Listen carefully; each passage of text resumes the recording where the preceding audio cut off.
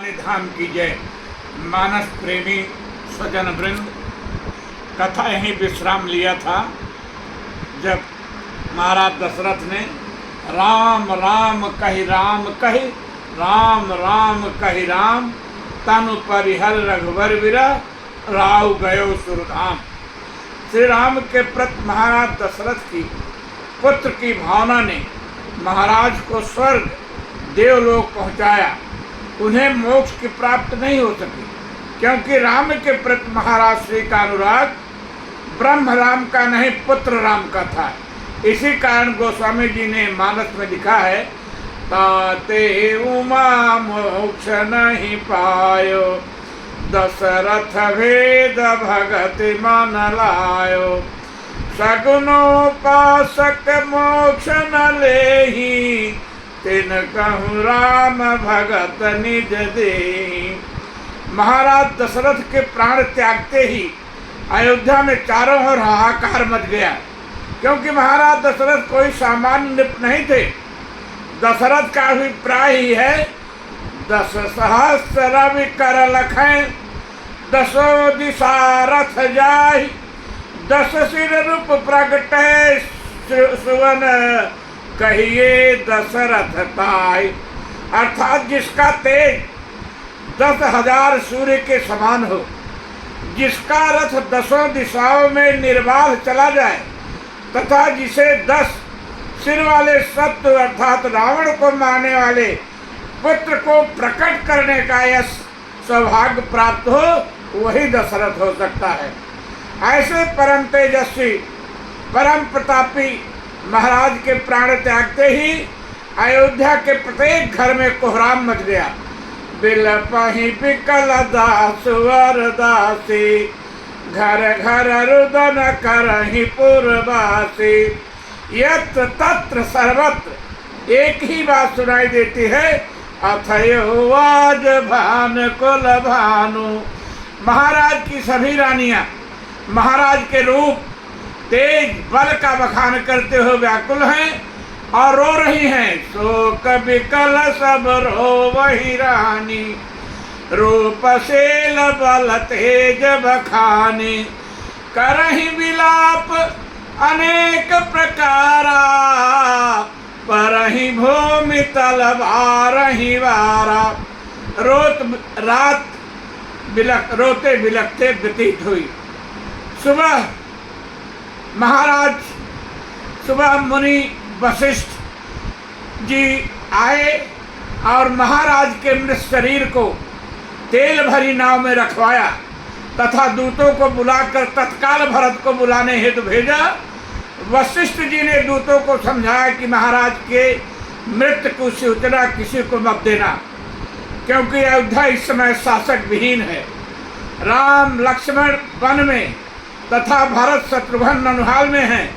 महाराज की मृत्यु हो चुकी है। सुमंत्र दुख में किन कर्तव्य विमूढ़ हो गए हैं। ऐसी स्थिति में कोई भी अयोध्या की परिस्थिति का लाभ उठा सकता है। इसलिए दूतों को यही निर्देश दिया कि तेल नाव भर निपतन राखा, दूत बुलाई बहुरी अस भाखा, धावहु बेगी भरत पहि जाओ, निप सुध कतहु कहो जनि काहू, इतने कहो भरत सन जाए, गुरु बुलाई पठयो दोई भाई। वशिष्ठ जी की आज्ञा से दूत भरत को बुलाने के लिए चले। उधर अयोध्या के ही सूखा पटक का प्रभाव भरत पर पड़ रहा था।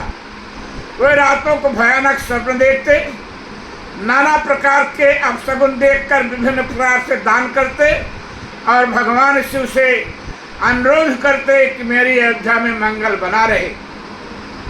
अनरथ अवधय रंभेउ जब ते, कुछ गुण होहि भरत कहूँ तब ते, देखहि राति भयानक सपना, जागी करहि कटुकोटि कल्पना, विप्र जेवाई देहि दिन दाना, शिव अभिषेक करहि विधि नाना, मागहि हृदय महेश मनाए, कुशल मात पित परिजन भाई। इस बीच अयोध्या के दूत पहुंच गए, गुरुदेव का समाचार सुनाया। बिना विलंब के पवन गति से घोड़ों को दौड़ाकर अत्यंत वेग से भरत जी चले आ रहे हैं, परंतु हृदय में अत्यंत सोच है। क्या है कारण जो गुरुदेव ने बुलवाया है? क्योंकि कोई अन्य समाचार तो ज्ञात नहीं है, इसलिए सोचते हैं कितनी जल्दी पहुंच जाऊं। अस जहाँ नहीं दिए जाऊं उड़ाए। परंतु अयोध्या में प्रवेश करते ही अयोध्या का जो दृश्य भरत जी ने देखा, उससे तो भरत की व्यग्रता और अधिक बढ़ गई। नगर के लोगों की ही नहीं, सरोवर, सरिता, वन, बाग, नगर, खग, मृग सबकी ऐसी स्थिति मानो सभी श्री व तेज रहित हो गए हो, सबके प्राण ही निकल गए हों। देखे मानस की निम्न पंक्तियां। असगुन हो ही नगर बैठारा, असगुन हो ही नगर बैठारा, रटहि कुभाति कुखेत करारा, खरसियार बोलहि प्रतिकूला, सुनि सुनि हो ही भरत मन सूला, श्रीहत हर सरिता बन बागा, नगर विशेष भयावन लागा, खग मृग है गए जाहि न जोए, राम वियोग कुरोग कुरोग विगोए, नगर नारी नर निपट दुखारी, मनहु सबनि सब संपत्ति हारी, पुरजन मिलहि न कहीं कछ, गर्वहि जोहारहि जाय, गवहि जोहारहि जाय, भरत कुशल पूछ न सकई भय, विषाद मन माय, हाट बाट नहीं जाई निहारे, जनपुर दह दिस लागी दवारी। अयोध्या की यह स्थिति भरत जी देखकर दंग रह गए। नगर में जो एकाध नागरिक मिलते भी हैं, वो भी कुछ बोल नहीं रहे हैं। नगर के लोगों को तो यह स्थिति हो गई है मानो नगर की संपूर्ण संपत्ति ही नष्ट हो गई हो। अत्यंत सोच व चिंता तथा तनाव में भरत जी बिना किसी औपचारिकता के सीधे कैकेयी के महल की ओर चले।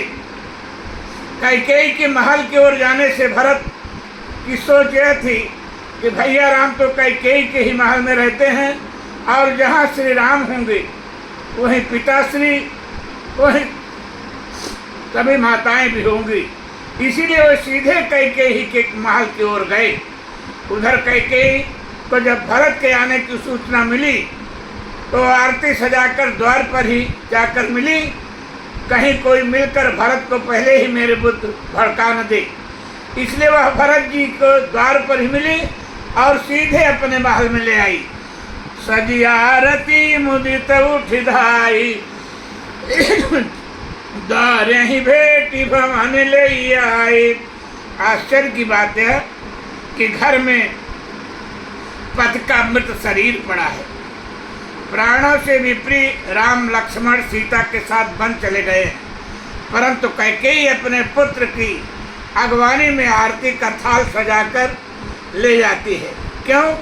कारण स्पष्ट है कि राजाओं के यहाँ राजकुमार या महाराज जब कहीं जाते या आते थे तो उनकी आरती उतारने की परंपरा थी। आज भरत अत्यंत दुखी व चिंतित दिखाई दे रहे हैं। अयोध्या की स्थिति देखकर कैकेयी सोचती है कि इस स्थिति में कोई अन्य तो भरत की आरती उतारने जाएगा नहीं, अतः मैं भी उतार लेती हूँ।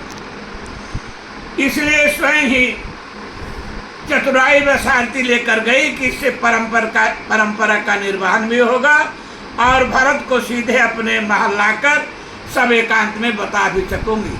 क्योंकि महाराज तुम मृत अवस्था में कौशल्या के महल में हैं, वहीं पर सब माताएं व मंत्री आदि अन्य गणमान्य लोग भी हैं। यह अच्छा मौका है। परंतु भरत तो अवध की एवं पूरे परिवार की स्थिति देखकर पहले से आशंकित व डरे हुए थे तथा उनके मुख पर सोच व चिंता की लकीरें स्पष्ट दिखाई पड़ रही थी।